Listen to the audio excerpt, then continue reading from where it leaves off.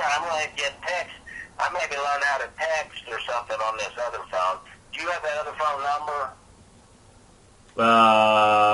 My phone number? Oh, your Colorado number? Yeah, I just called you on it. My Colorado, it's 303. I just learned what it was here. Make a real nice lady. I just called you on it. There you are. Army lady. It's a smoker and an army lady. And oh, you love a smoker. You were married for almost 30 years to a smoker. Okay, well, Marital bliss. 30 years of marital bliss with PK. Yes, it was, Dan. The main blessing, you know what the blessing I got out of all that? The divorce? My three sons, Josh included, and Jocko, and Jason. And That would be 5. yeah. Oh, yeah. And I only count 3 of them. Okay, what am I supposed to be doing today? Oh, man. That was fruity and mossy and glowy a minute ago. But You were pretty fruity. See, you got to know what's going on different days. I don't know. I don't know if they have Monday, I think, too. With Rotten Carrion, it's always Tuesday. But the municipal, but all you got to do is just call down there and don't give them your right name. Give them this is Marvin Pennypacker, a wealthy industrialist, looking to buy some, get some properties in Springfield, Missouri. Is Marlon the son of Jeffrey Pennypacker? Yeah. But anyway, or you could be Daniel Penny Smacker if you wanted to.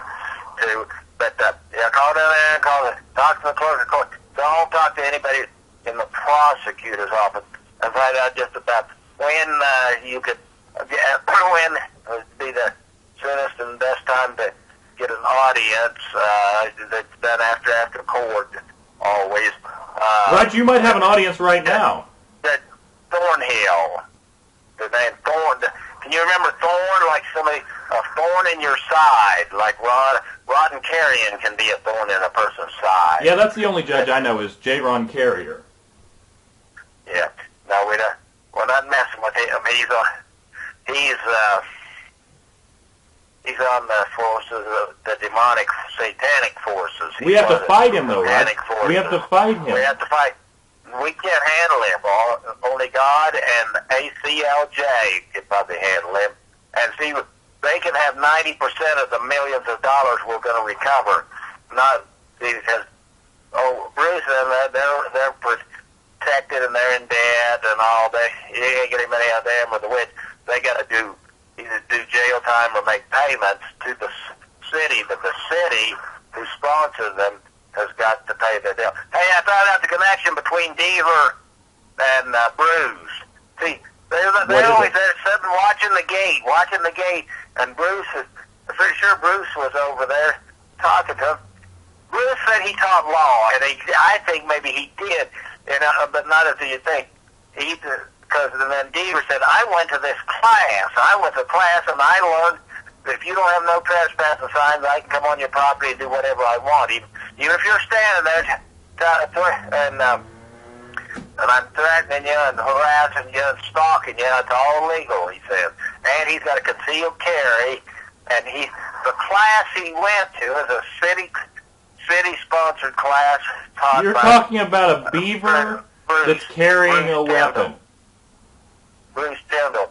But see, now he's gone back to the safety of the military and assumes he can't be he isn't going to be prosecuted by the city, whose prosecutors think that the victim is the one they've got to go. They always go after the victim, especially if they're elderly, and Bruce tells you to. You've got to go after the victim, not the psychotic Bruce-sponsored killer and harasser. You're talking about a weapon-wielding, talking beaver.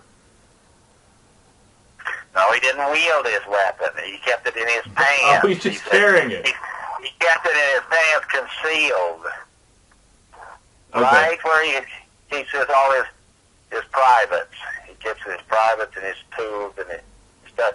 But I'm trying to call 611. So now you're talking about beaver privates. What? Beaver privates. Yeah, Beaver probably see his dad lives just down the street, and he can tell the police how to get him